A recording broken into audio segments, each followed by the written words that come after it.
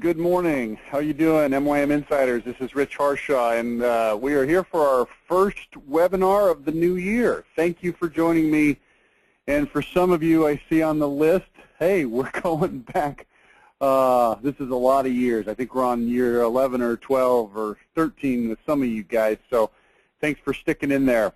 Hey, we've got a good topic today, and this is one that we've been working on for, you know what, we've been working on it since a year ago Thanksgiving, because I remember vividly the conversation that I had. I was in Provo, Utah with my son who was preparing to move up that way to go to college, and we were scouting out the campus, and I remember having the conversation with Chad Miller back in my office about this online reviews project and how we needed to find a solution for our customers that would work, that was affordable.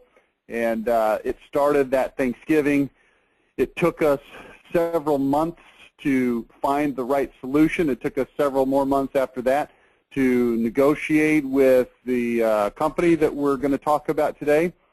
And we're ready to launch it now. We've actually been ready to launch it for a couple of months, but we decided to hold off, launch it this new year. We've got a ton of customer websites that are in the funnel, so to speak, right now, that are at various phases of being worked on and created and done. And we've got enough customer websites that are coming online live now that this is something that has to be dealt with by you and therefore by us.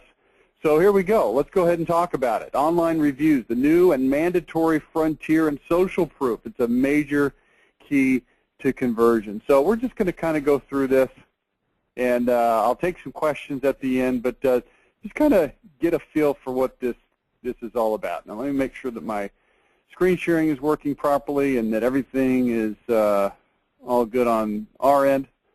Okay, one last thing to check. Okay, all right, I think we're good. Let's go ahead and go. Let's talk about website conversionability. This is probably my favorite topic of all in the last year or two. It just is. Conversionability, the definition, the process of increasing stickiness on your website so people will read it, absorb it, believe it, and take action on it. This is what we're trying to accomplish with your website, is conversionability. And you know what? If your website doesn't have good conversionability, it doesn't matter how many people go there. And one of the components, of course, is going to be the online reviews. So the 5 components of website conversionability: professionalism. Website has to look good. That's obvious.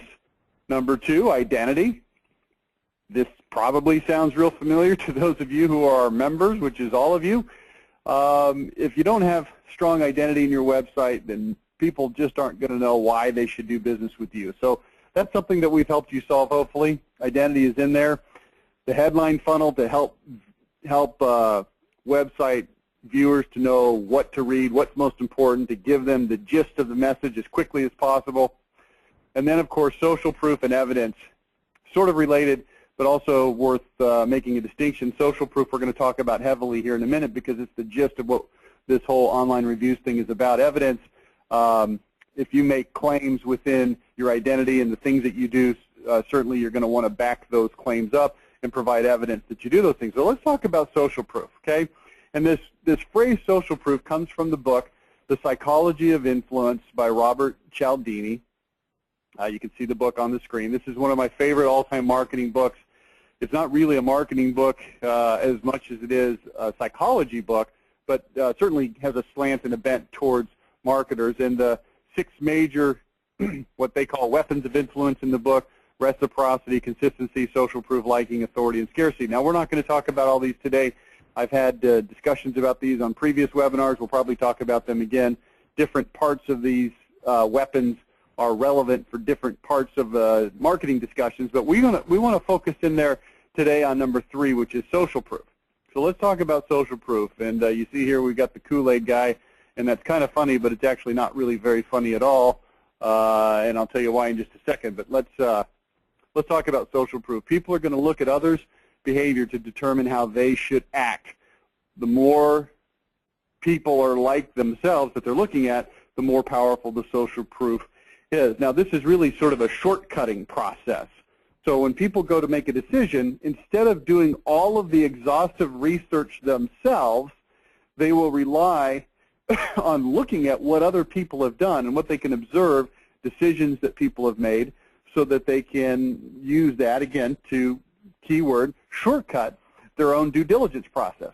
So if you look at the phrase due diligence as something that you would want to do, especially when you're buying something like remodeling services, which tend to be expensive, people don't really have the time or don't even really know how to do their due diligence. Now, clearly, Monopolize Your Marketplace is geared towards facilitating that due diligence process, but in particular, they want to look at what other people have done, okay?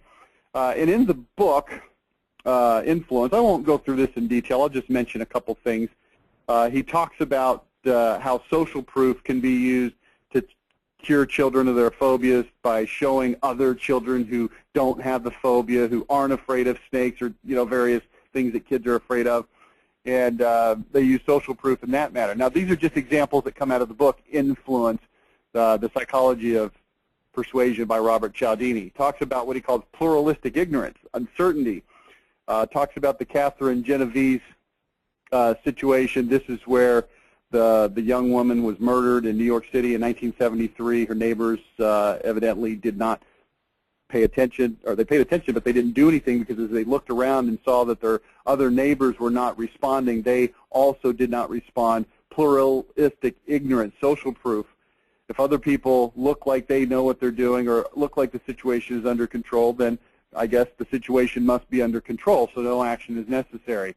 There's a study that he talks about in the book called the Werther effect, where suicide rates go up when suicides by famous people or famous suicides or highly publicized suicides are made known in the news, then other suicide rates go up. But it's really very bizarre when you study the Werther effect in detail. It's not just as simple as, hey, a highly publicized suicide has occurred and now other suicides occur also.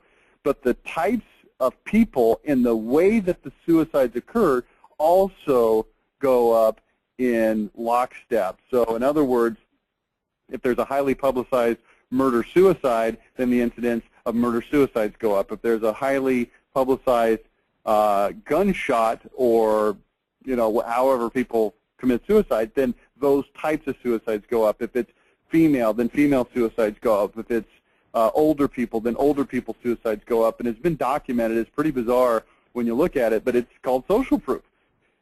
Would people really be more likely and willing to kill themselves just because they saw somebody else did it?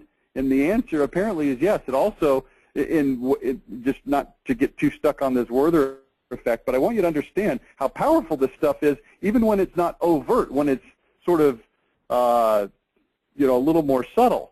The suicide rates are really, really crazy. They show that not only do the suicide rates go up, but also the accident rates go up when when suicides are highly publicized. And they take this to mean that people are killing themselves and trying to make it look like an accident. Automobile accidents are one of the top methods of doing that. So again, not to get too bogged down on this and not to creep you out too much, but this idea that people look around and they look for clues and cues from others to know how to act is very powerful. And of course, drinking the Kool-Aid, this was the famous and unfortunate 78 Jonestown, Guyana, Jim Jones, the religious zealot who took his followers down there, and they all, or almost all of them, committed suicide by drinking the strawberry-flavored Kool-Aid. Hence, that's where the phrase drinking the Kool-Aid comes from. But in the book, he goes through a tremendous amount of detail on this particular case study, talking about the orderly procession, how these people had been convinced by looking around and seeing everyone else that this was an okay thing to do. It was the next logical step of their progression. And again, a little bit creepy, very bizarre. But the point of these creepy and bizarre case studies is not to say, wow, this is creepy and bizarre. It's to impart unto us, the reader, and the student, just how powerful this element is called social proof. Okay, so I'm going to leave that right there, and we're going to keep going.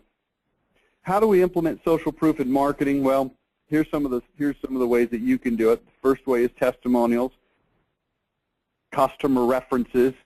You guys know that I'm really big on customer references, putting them right on your website so people can get them, preferably without having to even go through any kind of gatekeeper form or anything like that. Photo galleries are fantastic, and the higher echelon of photo galleries is case studies. That's good. And then, of course, online reviews. And online reviews are like what I call testimonials 2.0. You know, I like to say that testimonials are very 2010. They're just not going to get the job done. Let's talk about testimonials real quick and why they won't do the trick. I didn't mean to make that rhyme, but there it is. Here's some of the problems with testimonials. They sound fake and they sound made up. Doesn't mean that people think that you are being dishonest and making them up, although they might think that, depending on how fake and dishonest or, made up they sound. But they don't sound that good. You have to take time to gather them, and you have to post them online. They're frequently not very detailed. Even if they don't sound fake, they're not particularly helpful a lot of times. This is a big one. They're not third party. They're not coming from somebody else. So people kind of look at them and say, well, you know, that they're just sort of sitting on your website. Doesn't that mean that they could just put whatever they wanted? And they're just not very believable or helpful, okay? So let me just show you an example. Here's a remodeling company. I just sort of randomly pulled this off the internet, but it's pretty representative. Testimonials. I was extremely pleased with the service and professionalism I received at Connor Remodeling. Kevin kept me up to date. I mean, it's an okay testimonial, but then this is more typical. What can I say? You and the crew were great. We would have you back in a second. You make this project a success. Ken, you rock. It was a pleasure to work with Ken and your crews. Both service and quality of our remodeling project exceed our expectations. Thank you so much. As you know, I love my new bathroom, and congrats on winning the NARI Remodeler of the Year award.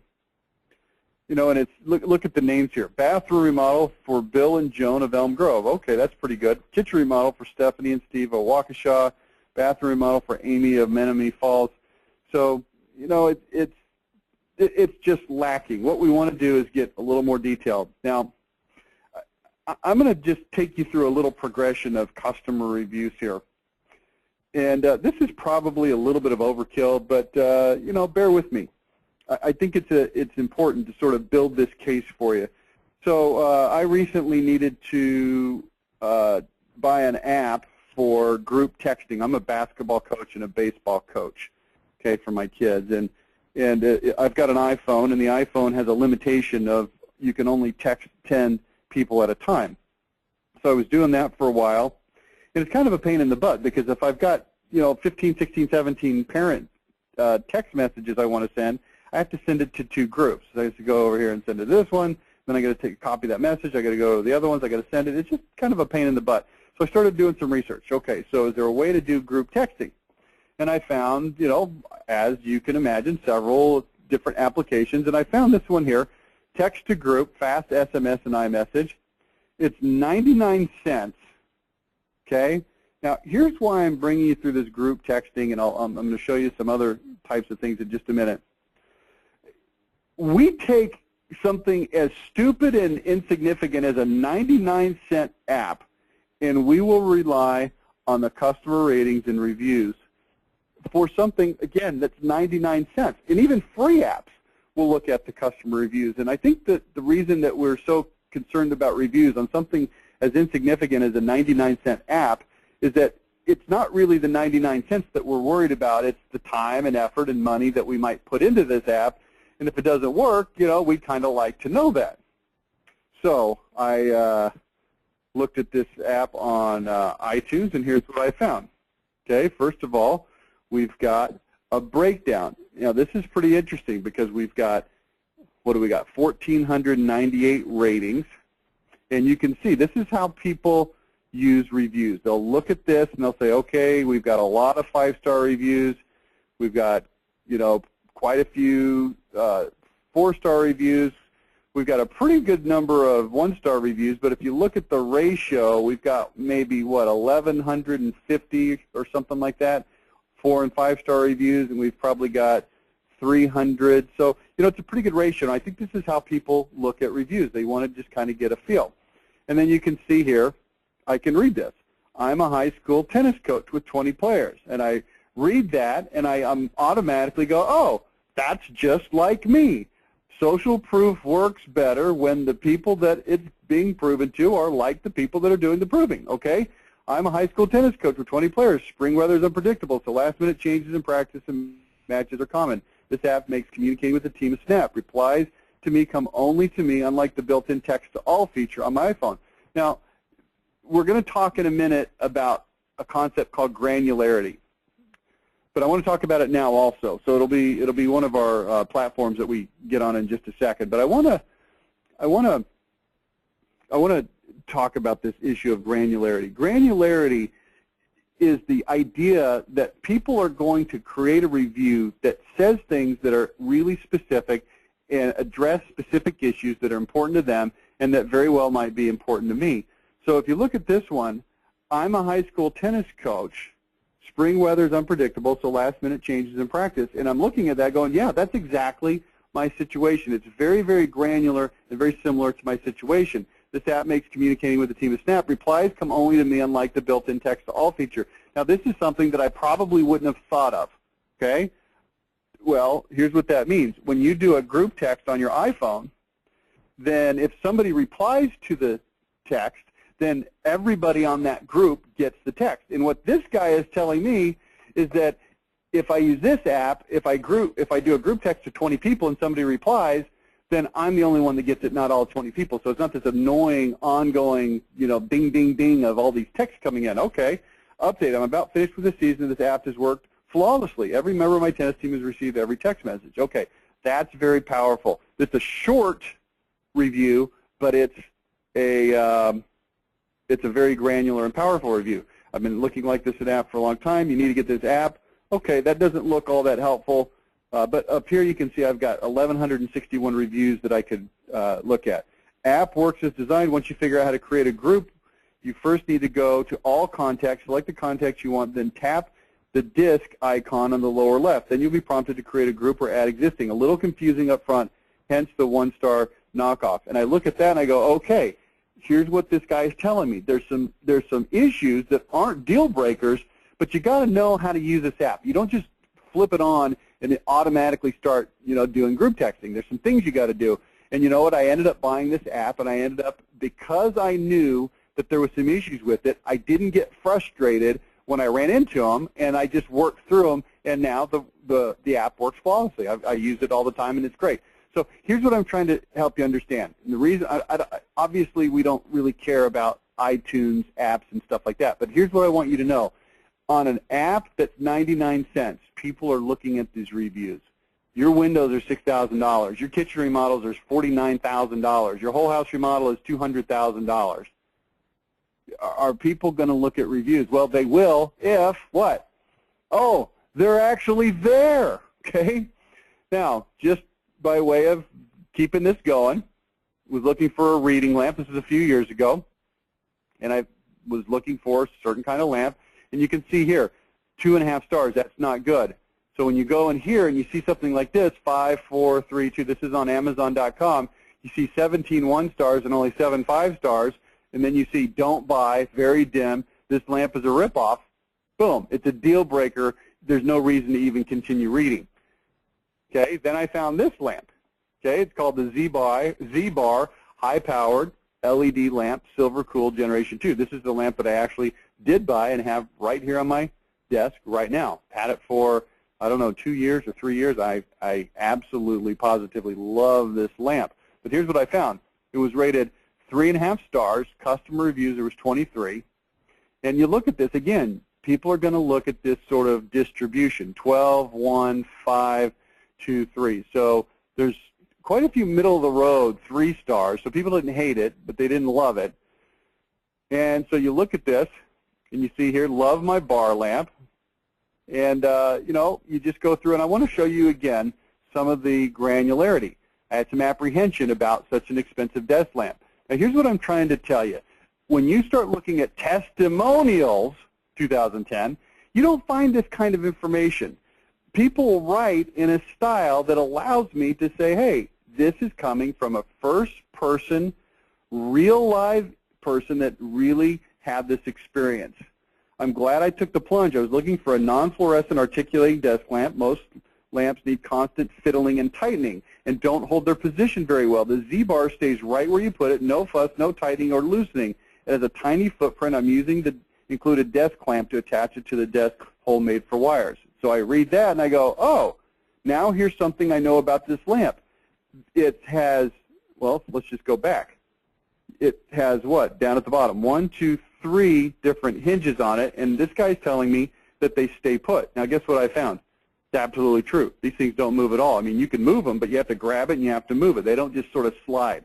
So that's good. The lamp puts out good light. It doesn't irritate me like fluorescence. It's almost soothing. The 6 individual lights do create slight shadow effect. Okay, there is a shadow effect that I'm aware of. If you can, set the light so it illuminates from the opposite of your dominant hand. If you're right-handed, now I know you can read and I know you don't care about lamps, but I'm just trying to show you how powerful this granularity is. And in fact, I have this lamp coming over my secondary monitor because it's tall enough that it can reach over my monitor without a problem. It's on my left-hand side coming from the opposite of my dominant hand. So if I'm right-handed, have it shine from the left so as to not create a shadow onto your work. Boom. That's actually absolutely what I do. Okay? Puts out a good light, does not cast much ambient light. The work area is somewhat small. Read, if you're looking to light up a room, you do not want this. You can raise, oh, there's a potential negative for some people. You can raise the lamp higher for a broader area. Bonus, the sucker does not get hot. Pretty warm, but not hot. And as I touch this lamp right now, guess what? I'm grabbing it literally right now, and it's warm, but it's not so hot that I have to let go. Here's what I'm trying to say.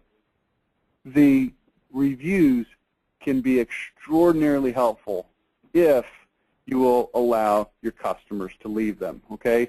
I found also a 2-star review, not enough light, annoying shadows all over the place, so this gave me some kind of counter argument.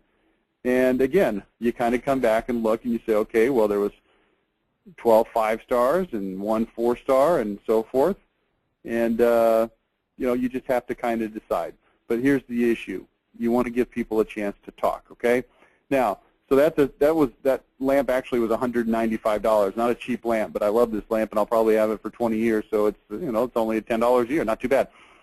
But you know, this, as you get into more expensive things, this becomes even more critical. Okay, so you know, I went to Cancun last November, and we're not going to go through a lot of detail here, but check this out. You go onto TripAdvisor and you see the Hotel Cancun, 3720 reviews, 117 reviews, 4,061. The number of reviews does matter. It does matter. This guy here only has 117. Looks really small by comparison to these ones. The other lowest one is 1,600, and you can kind of start to see 4.5, 4, 4.5, 4.5, 4, and so forth. And as I click through, you can see on the Secret Silver Sands Riviera Cancun, excellent rating, 2,671 out of 4,000. Only 75 terrible. Okay, so the ratio here is really strong. This is what you're looking for, right? And as you read into the reviews, you know, you can read these reviews, and then right here it says, if you want more, click. So I will read more, and it talks specifically about the food, the service, the beach, the pool, the rooms. Now, this is not necessarily the most common kind of review that goes through all of this level of detail, but if you've got enough customers, there will be a high level of detail. So this is what we're looking for. So the point I'm trying to make is a 99-cent app, reviews are helpful. A $500 to $200 lamp, the reviews are helpful. A couple $1,000s on a trip to Cancun, the reviews are helpful. Well, what about you? Okay, what about you? Hopefully you're starting to see, hey, you know, this is something that we probably ought to deal with. Okay. Why online reviews? We already talked about social proof. People believe them. There's high level of granularity. They're web-based. Your most important marketing tool is your website anyway, and these are going to be put right on your website. But here's another key and probably overlooked benefit of online reviews. Now, we're not going to talk about this a ton, but I do want to talk about it right now. Online reviews give you a large quantity of keyword-rich content on an ongoing basis. Ongoing basis. Now, if you understand a little bit about SEO, and hopefully you do based on having heard me talk about it, and if you have your own independent knowledge of SEO, great. But if you don't, I've talked about it. Go back and listen to some of the webinars I've done on it, and here's what you need to know. One of the major components of SEO is recency. How recent is the content? And then quantity. How much quantity of recent, high-quality, keyword-specific content is going onto your website?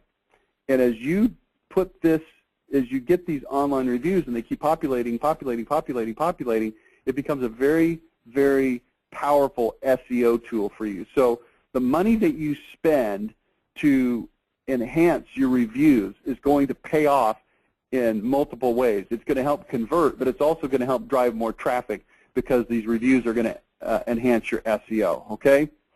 So here's what I alluded to at the beginning of this call. I alluded to the fact that we did a search for an SEO service, okay? And I call it the search mission because, you know, I'm kind of naive a lot of times. My employees, they like to make fun of me, particularly a few of them, because I have this long history of thinking that things are a lot easier and a lot less trouble and a lot less complicated than they actually are. So I figured you would go to Google, you would search online reviews, you would find an online review engine, you'd plug it into your website, and you'd be off and running, and it'd be the easiest thing in the world. Turns out that's not true, okay? So I put Chad Miller on this in our office. Maybe some of you guys know Chad. And I said, Chad, find us a review portal that will work for our customers. And we ended up researching over 30 alternatives. Now that's 30 out of, you know, hundreds of different types of solutions that are out there. And here was the non-negotiable criteria. This is what we said has to be included in the reviews engine that we end up using. Number one, it's got to be easy for customers to use. Now, I don't mean you, our customer. I mean your customers, okay? The guy that you installed Windows for, it's got to be easy for him to use. You know, Google Reviews is out there, and it's free, and it's, you know, it's a pretty nice tool, and it's got great search engine ability because it's Google. The problem is your customer has to go, if they don't have a Google account, they've got to create a Google account. They've got to log into it, and then they've got to leave the review. It's an absolute pain in the butt, and it's a non-starter for a huge percentage of your clients. So it just wasn't a good alternative. Next, easy to get a large volume of reviews. Now, large volume means, you know, it's going to mean different things for different companies. If you're only doing 3 jobs a month, or if you're a huge, you know, project type remodeler and you're only doing 7 projects a year, well, then you can only get as many as you can get. We understand that. But if you're doing 50 window jobs a month, you want to be able to capture, you know, gosh, at least 5 to 10, if not 15 or 20 reviews a month. Now, you're never going to get all your people to give reviews, but we want to get as many as possible. And one of the ways to get a large volume of reviews is to be able to have email reviews. And there are some well-known alternatives in the industry. Okay, what I'm talking about is companies that do online reviews, and they don't include email reviews. They only do phone reviews. Now, we'll talk about phone reviews in a minute, and they're important, and it's a great way to go about things. But you also want to have the opportunity to email all of your customers, or at least all the customers that you want to email, to get these reviews instead of just having phone reviews as an option. I think if you only have phone reviews as an option and you have to pay extra to get email reviews, that just doesn't make much sense. And that's one of the going main philosophies of this industry that, in my opinion, just isn't that smart.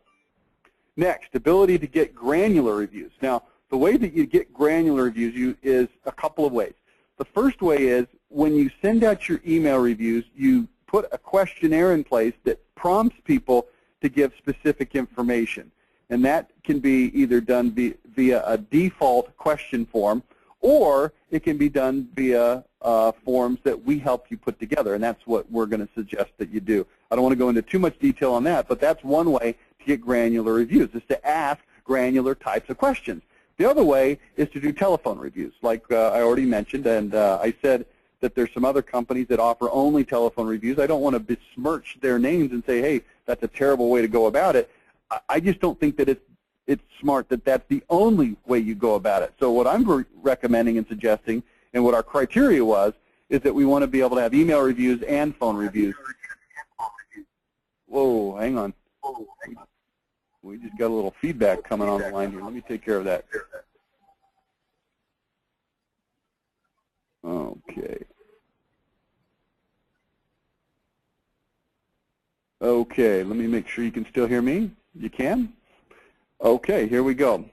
Okay, so these are our criteria. Ability to get granular reviews. Next, real reviews, not just cherry-picked. Okay, there's some review services out there that essentially let you just write your own reviews or post your own reviews that are not actual, real, true, bona fide third-party review services.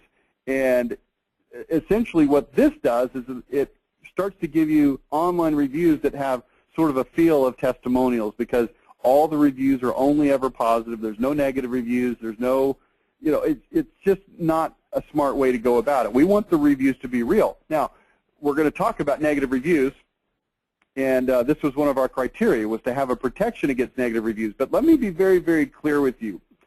If your company sucks and you screw stuff up and you piss people off, then you deserve negative reviews, okay? Is that fair enough? Now, there's always going to be people that are difficult, that are hard to deal with, that hate you no matter how good of a job you do, that are just downright cantankerous and grumpy and have a sucky life, and they try to take it out on you. And we want to make sure that you're protected against those kind of people. What we don't want to protect you against is yourself. If you suck, then you deserve negative reviews. And I'm not interested in a review process that's just fake and only allows you to get good reviews. But I do want you to have protection against negative reviews in the event that you don't deserve them. And I'll talk more about that in detail here in just a second, okay? The next thing is easy to manage, automatic uploading. This is where many sort of homemade, homespun type of online reviews or testimonial projects fail, is because if you're gathering the reviews and you have to post them, it almost always never happens. Okay, so we needed something that was absolutely automatic, something that was easy to manage, that you didn't have to spend any time on, that it would just happen, okay? And then finally, inexpensive. And there are some pretty decent review things out there available in this industry, but you know, in my opinion, they're very expensive. I mean, when you're talking about $300, $400, $500, $600 a month, I mean, we've got some customers of ours that when they come on board with us, they're spending $700 and $800 a month on online reviews, and it's too much money. I mean, we've got a solution that I'm going to show you today. At the end of the day, it's going to be about $150 a month, okay? And let me just pause here and make a comment. If you've been on these insider webinars with me before, I've been doing them consistently now since 2007. I have never, one single time, never once, have I gotten on one of these webinars and made it into a sales pitch. I've never done that before in going on, whatever, 7 years now. This is different. This is a sales pitch, and I want you to know that. I am trying to actively get you to sign up because this is something that you actively need to do. So the sales pitch is coming. Don't feel like, hey, well, I'm an insider member. You shouldn't be trying to sell me stuff. I'm trying to sell you stuff because you absolutely need it. This is like you say, well, you know, we don't really need insurance for our company. You know, we really don't need trucks. We really don't need tools. We really don't need phones. Yeah, you kind of need phones. You kind of need insurance. This is one of those things that's non-negotiable. You've got to have it. That's why we've gone through so much effort to put all this together for you. So hopefully, in the spirit of that, you kind of understand where we're coming from, okay? So here's the winner. It's a company called Customer Lobby. Now, here's what's great about it. Customers don't need to set up an account. Your customers don't need to set up an account. They just have to either fill out the reviews or talk to people on the phone and give their review. The reviews can be gathered via email, phone, mobile kiosk, handwritten forms, or website. I'll talk more about that in just a second. Questions can be standard or customized by you, or MYM is what we recommend. Now, what I'm talking about is, remember, granular reviews, making sure that the reviews are granular by having questions that you ask that are geared towards getting the type of information you want, okay? When you work with MYM, you have one responsibility, and that's to get us your contact your customer contact information. We do everything else from there. You don't have to log in anything. You don't have to know anything. You don't have to do anything. All you've got to do is get us the customer list. So if you've got 52 customers in a month that you want to have reviews, then get us that list, and that's it. And we will proactively reach out to you because we know how you are. We deal with you all the time, okay? And I say that sort of tongue-in-cheek, and I say that sort of seriously. What I simply mean is, we know you're busy. We know that you forget stuff. We know that you need to be reminded 13 times. We understand that. We're okay with that. If you have a review situation and you don't take the time to get your contacts to that review company, then nothing's going to happen. You're just going to be burning money. We've seen it over and over again. We will bug the living crap out of you to get us the information. And the guy that heads this up in our company is Dale Goree. If you guys know Dale, then here's what you know. This guy will not let something slide, ever. This guy is an absolute bulldog, and I say that in the most complimentary, positive way possible. If he calls you and says, hey, I need your customer reviews, I need your customer so we can get it into the review portal, if you don't get it, guess what? You're going to hear from him again tomorrow. And if he doesn't hear back from you, you're going to hear from Dale again the next day, and the next day, and the next day. And on about the third or fourth or fifth day, he starts going to all caps on his emails and red letters.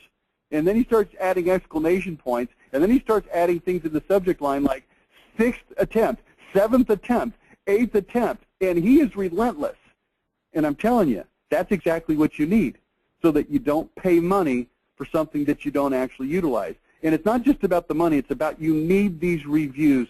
So thank goodness for somebody like Dale to beat the living crap out of you until you get the information. And that's all you have to do. There's one other thing that you have, well, you have to pay, but there's one other thing that you have to do in some situations, and I'll talk about that here in just a second, okay? But essentially, that's all you have to do, okay?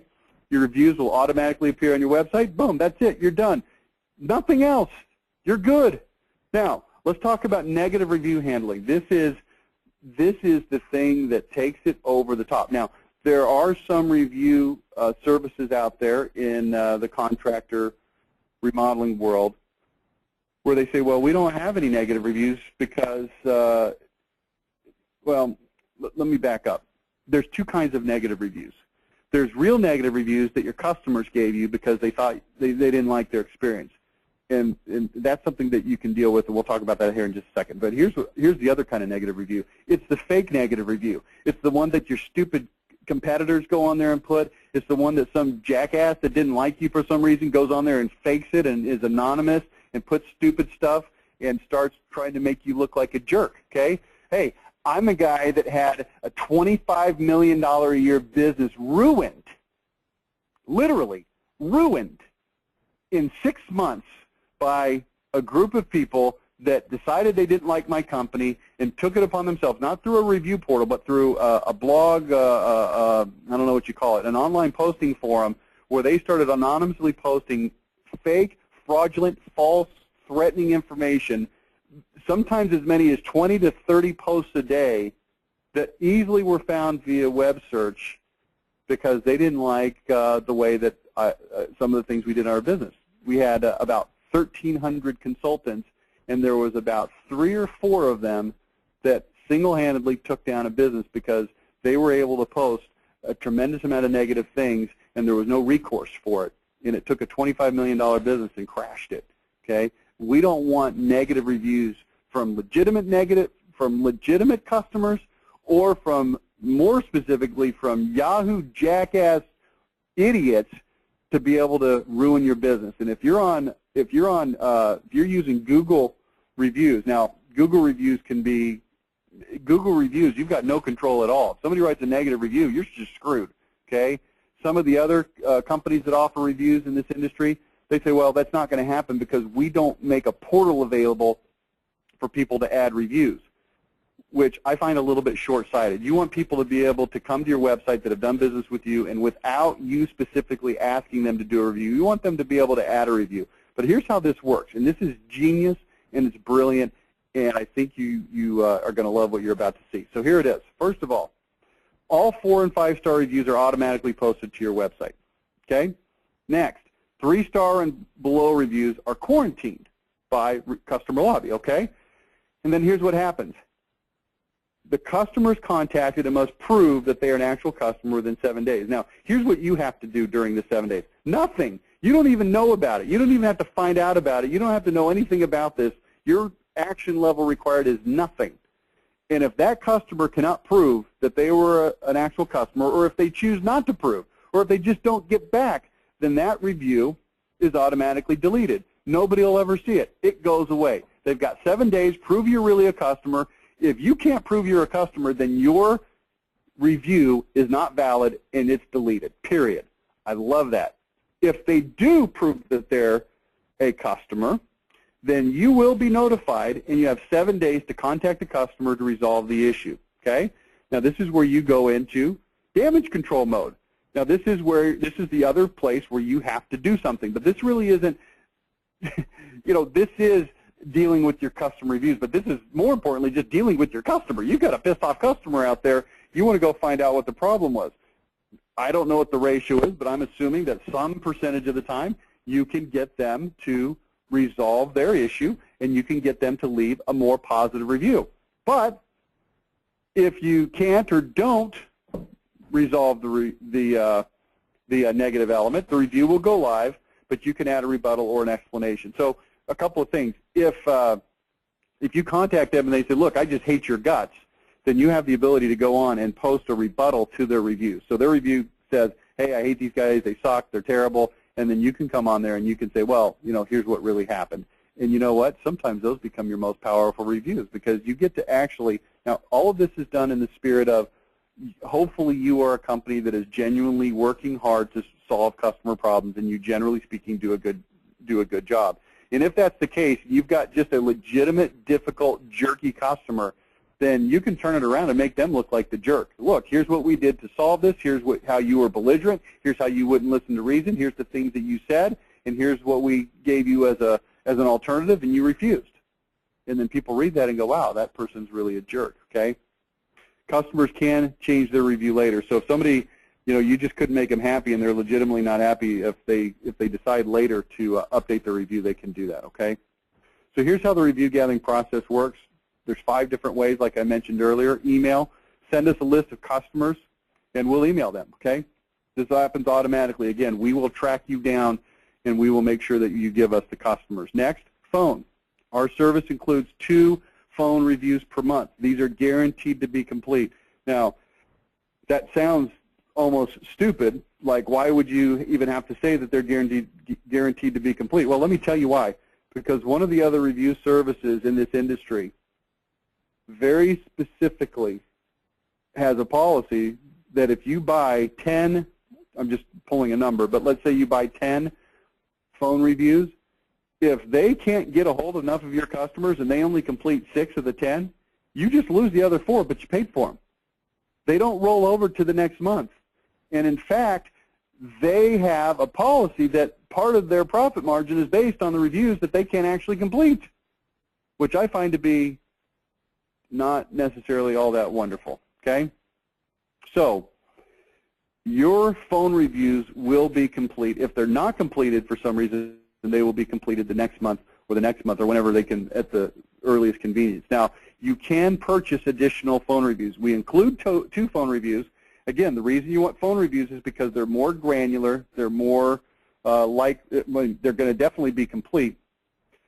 And depending on the nature and size of your company, I might recommend that you go to, a package that includes more. We've got a package that's called Online Reviews Plus that includes 5 additional phone reviews per month for an additional fee. And I'll talk about that in just a minute. But that would give you 7 per month.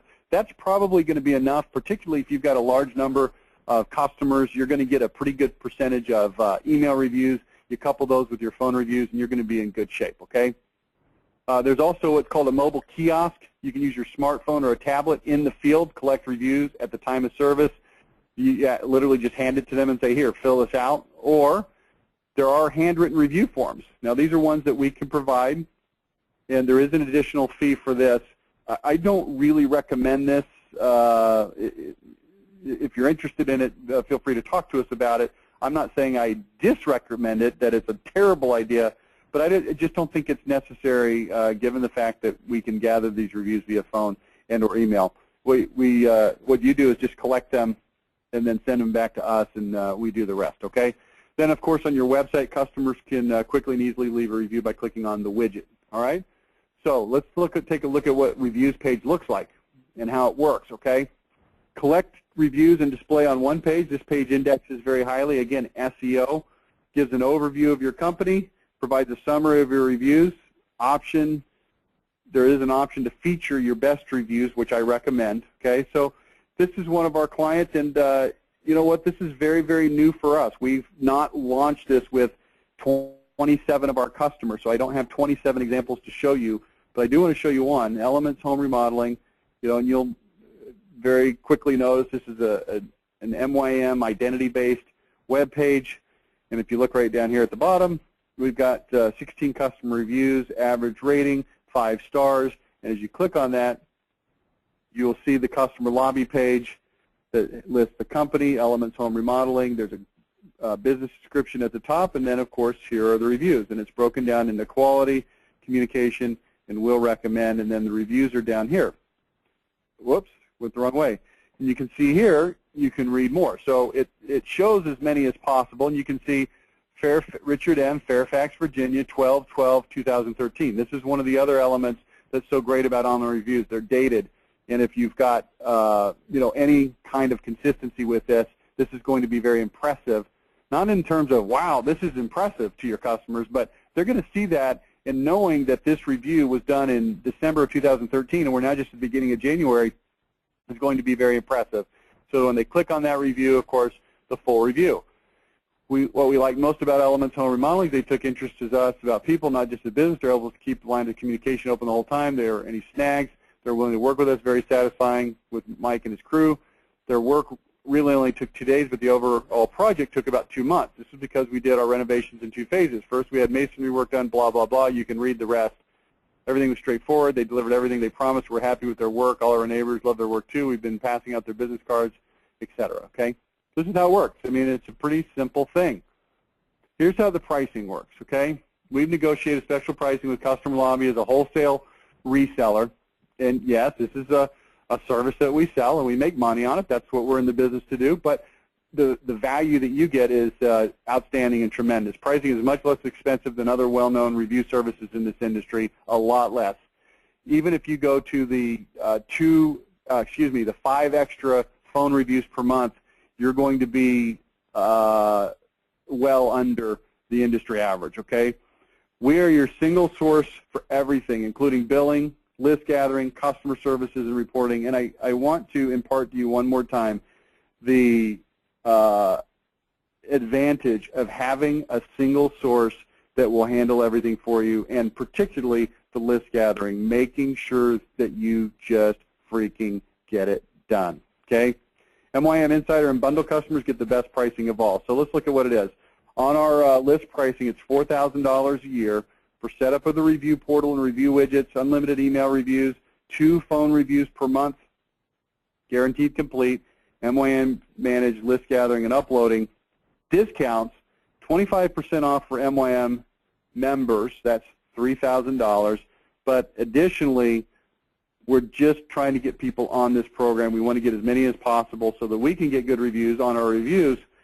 Extra 40% discount for the first 20 that sign up. That's $1,800 a year. It's $150 a month, okay?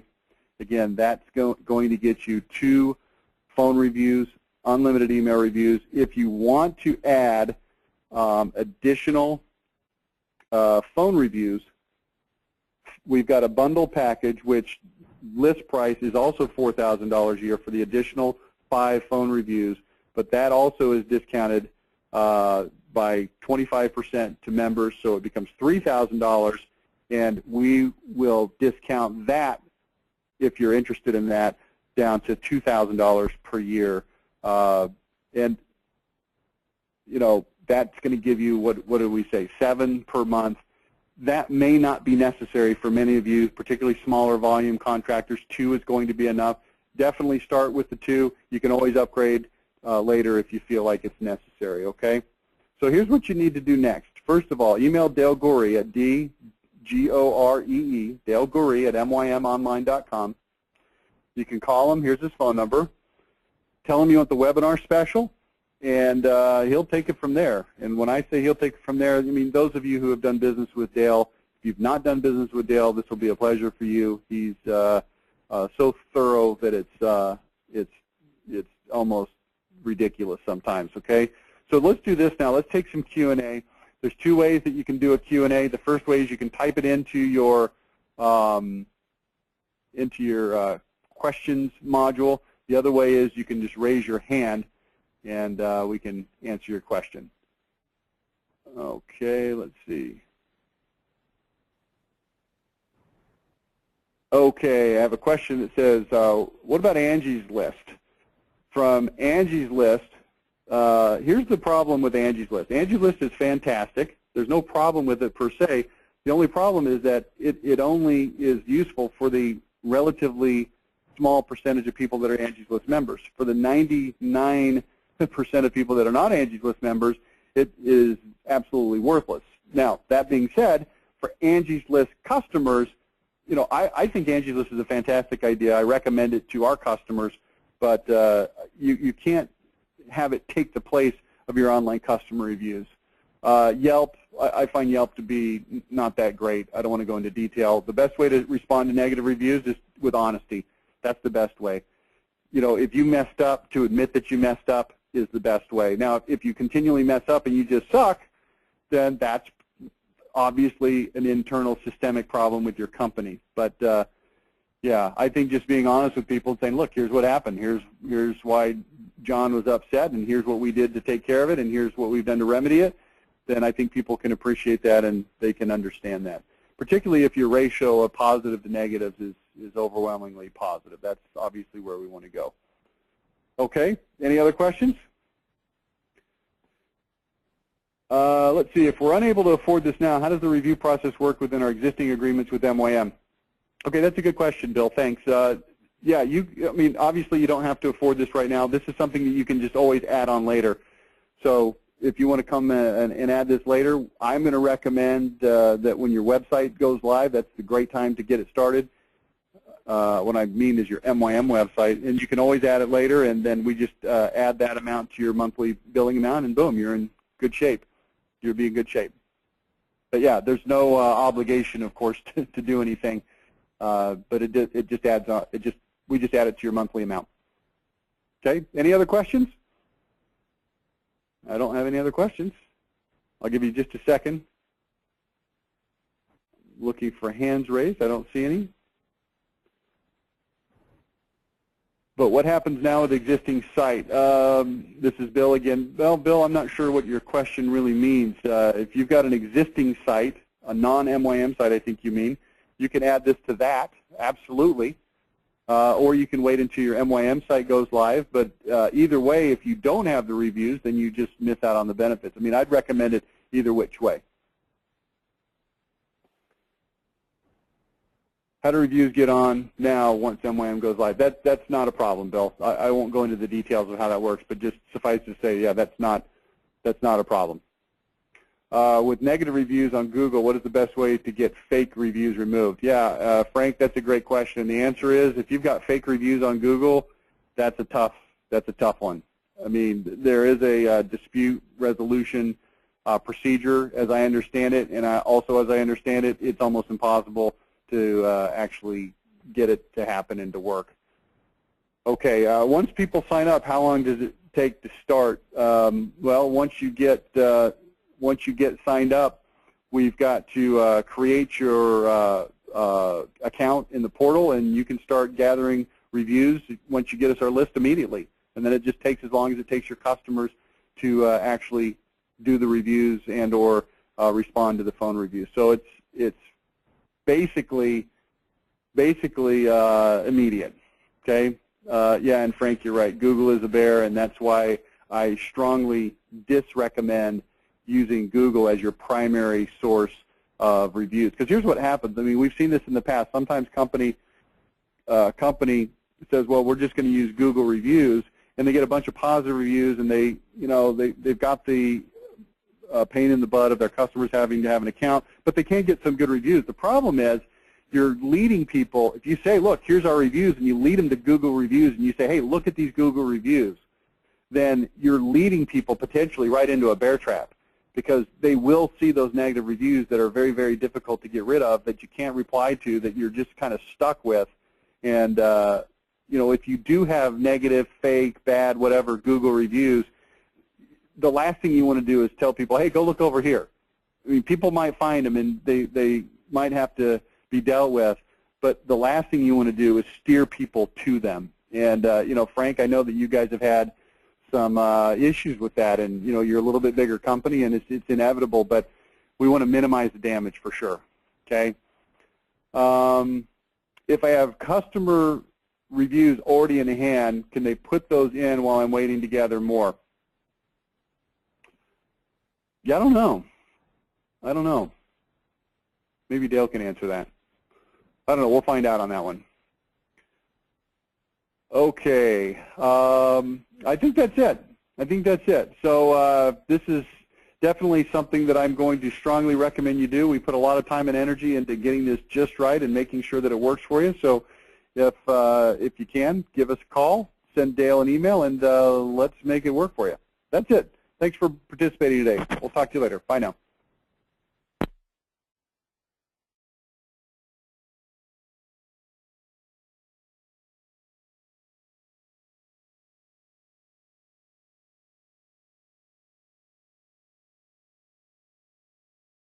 For your